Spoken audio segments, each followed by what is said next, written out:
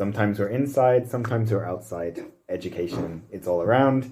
And for this conversation, we're meeting Mario Binar, who is the man behind an organization called Next Level FAO. It uses non-formal education to engage young people and all communities with green education, green skills development, using international mobilities, local actions, local collaborations, and a whole variety of things. So now you can enjoy an interview between Mariana and Mario and learn a little bit more about their view on the environment and outdoor education.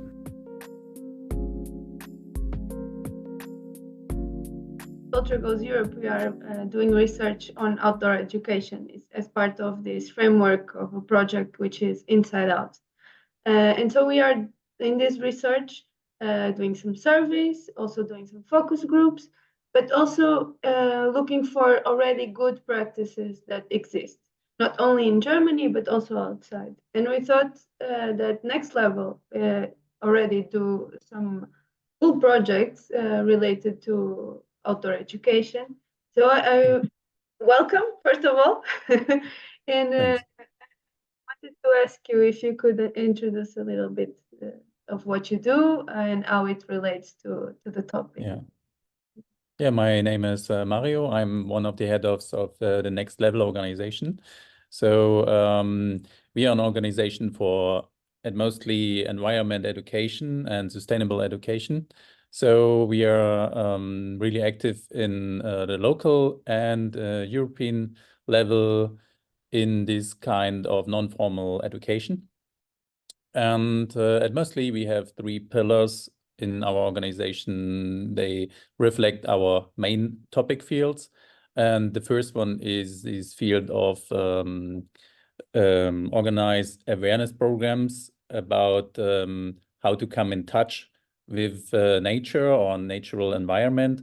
Because in the last years, we often had the situations we tried to talk with young people or kids about environment topics. And then we found out, okay, they had no connection to environment topics because they never was out of their hood, of their blocks, of their gray zones in the inner city. And mostly they had a life just into a flat. So, and then we realized it's how important it is to come in touch with a natural environment, because we as mankind built for a natural environment, and in the last 100 years we turned in the opposite side and just created this really artificial kind of environment. So, but our bodies had a reaction for that.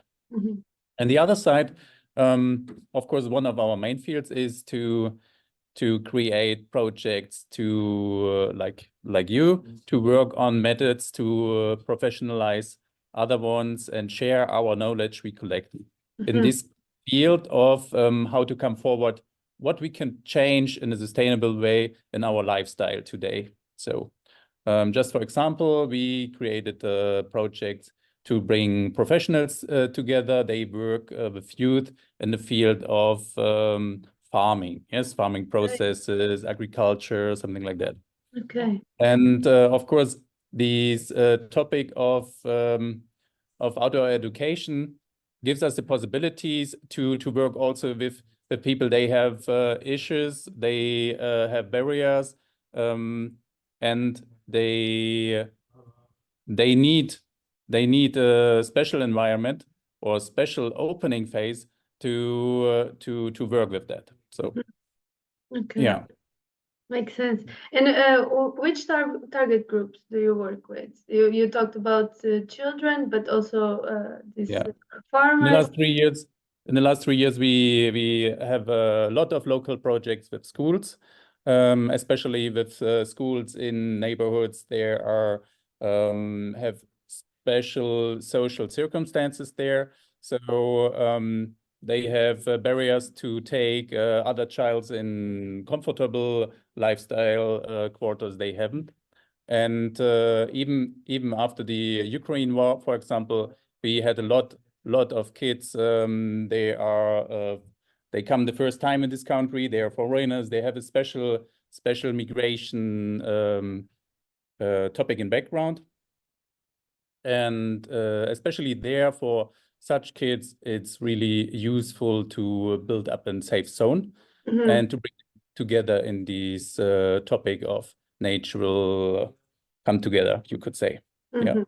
Mhm. So you talked about some barriers. There are some barriers in outdoor education and ecological education and bringing the people outside to do these projects. What are these barriers and how do you overcome them?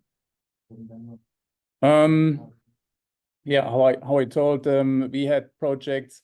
For example, we worked together with community gardens. Yes, we found an own community garden in the southeast of Erfurt, and often there we had situations. Kids come in, they tried the first time a strawberry or a cherry from the tree, and they found out there is really a fruit or something real behind this taste of cherry or raspberry. And they told us they have this experience before just in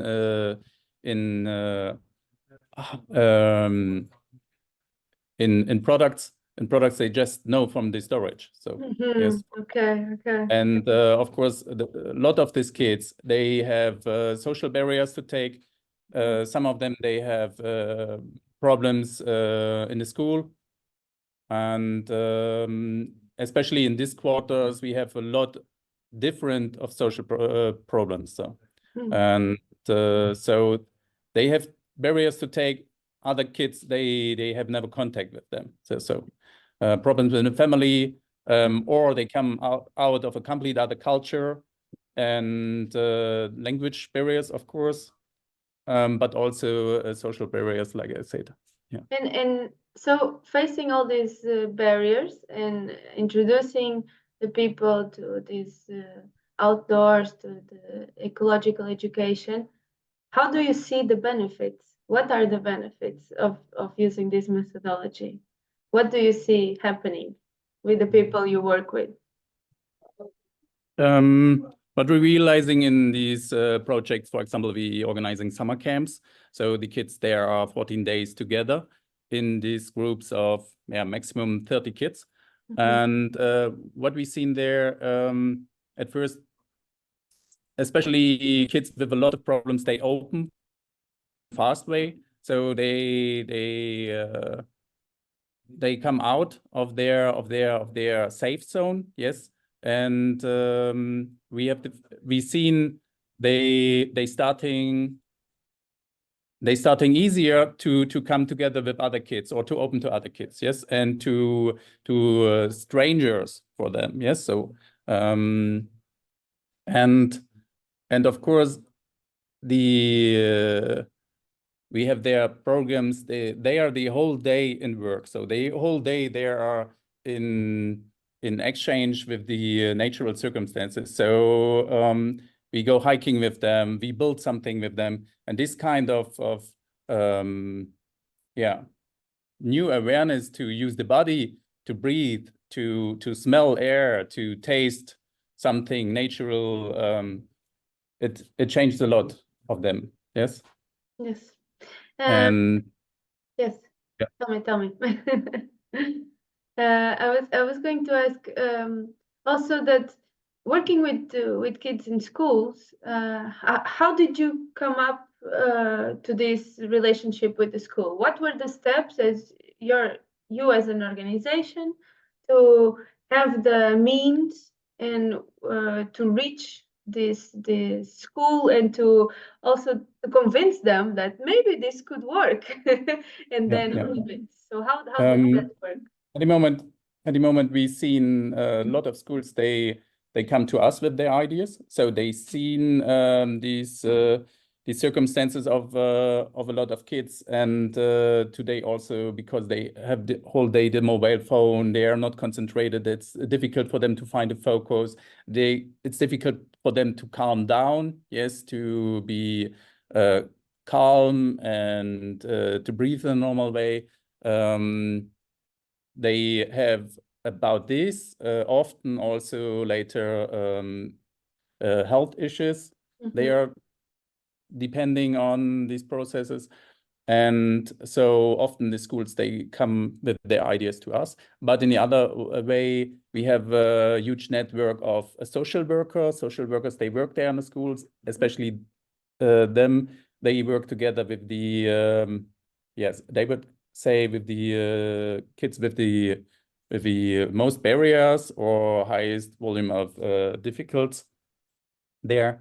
And of course, we know a lot of teachers. So teachers, they like to change something. They like to break up the standards of the system, of the education system they find there, and they like to try out something new. And in a generation, in my generation, for example, and a lot of my personal friends, they work now in schools, they are teachers there. Of course, they know, they grown up on other circumstances. They grown up in these, yeah, to be outside the whole day, to be in a natural environment. They come from rural spaces. And so, and they see these huge different to the generation of kids today. So yes, because especially in these social quarters, we could call them, it depends also on the income of the parents and the possibilities of the parents to make sure the kids come out there. It's starting in the summertime. We see in a lot of kids in such quarters, they never go to swim into a lake or something like that, yes, or just in a bath, because it costs money. Or they don't go out in the forest with the parents every weekend. No, they are just around the hood or at mostly indoor. So okay, so these projects come as an alternative lifestyle and of course, new experience. And just to also just to show what waiting there for them, yes, and what is the effect for them. Especially such situations, for example, you have this group of 30 kids and they're really full of energy. In the first days, they're a new group. They found new friends there and so on. It's really a mess, a trouble there in the group. And there's a nice method to bring them down is we have these night hiking. So we go some meters in the forest there, and everything is really dark, and we have these lamps there, and then we say, okay, now we try to calm down, and we try just 60 seconds to have no voice, we hear nothing. So yes, just to be quiet. Okay, 60 seconds. Try to be 60 seconds with 30 kids quiet. So it needs nearly 15 minutes. Exactly. Till the first 60 seconds really done. So, and sometimes it's really hard, but then it happens. The first 60 seconds are done. And then you see the effect is they don't like to stop. They just sit there on the ground of the forest, look into the stars, and they calm so down. They see what is the effect, and they get a feeling they never had before. So this is a huge effect on such a group. And the whole next day they will talk about that. So try out. Nice. And also, I wanted to ask you, as working with kids, these kids have families, like you said, and do you connect with also the families in some part of the process, or do you also see the kids being also a voice in their families and changing something in their families? Yeah. How does that work? Yeah, in my experiences in the quarters of the southeast of Erfurt, it is really important to get a connection to the parents. So, because of course the parents the most important part of the world of these kids. So, and it's not enough just to care about what happens with the kids in the next 2 or 3 years in education way. So it's also a main key to understand what is the situation at home. So what is the situation they come from? So is there a possibility for you, if you work with them in long term, to change something in their situation or have an influence in any way? So for example, to have less barriers for the parents to send the kids in such summer camps, for example. So, and we had these cases, for example, a mother had real difficulties to sign or to read a letter we wrote with the rules for the camps, and we wondering how it's possible these kids was never part of our camps, so they had nothing to pay. So, and then we found out after years, so there is a small barrier. It's the barrier the mother can't understand what we wrote there. Exactly. On these rules. So, and so these points you have to manage, yes. So, and you have to think about it. What is the basic of these kids you like to work with? So, what are the possibilities for them? So, okay. So, related to also this overcoming the barriers, as we know, using this type of education with outdoor education, going out, is not still a practice in a lot of organizations or service providers. So what would be the advice from you in this organization that already works with this? So what would be the advice to start doing it? How to start? I think one of the barriers for the organizations is they think they need to go maybe out in the forest or in a far place to organize that, and it's not easy because you need a lot of agreement of the parents, so you need special volunteers and special school employees for that. So sometimes is this the first barrier? Yes. So, but it would be enough to start just with the greens in front of the house, for example, to use the possibilities in a quarter. This is the idea in the social garden projects we brought forward, and we see in there sometimes it's enough to have a small space like a micro jungle, yes, and to work with that. So, and to celebrate this also, yes, and build it up in stories, create a first project and write, hey, now we have our adventure camp in front of the house in this heart of the small garden, something like that. So this is enough to start. So because the main point is they go out and they start to see their environment with other eyes. They see there is nature and life and everything is there. So yes, even in the green in front of the house, you can find these small jungle ideas. Yes. Makes sense.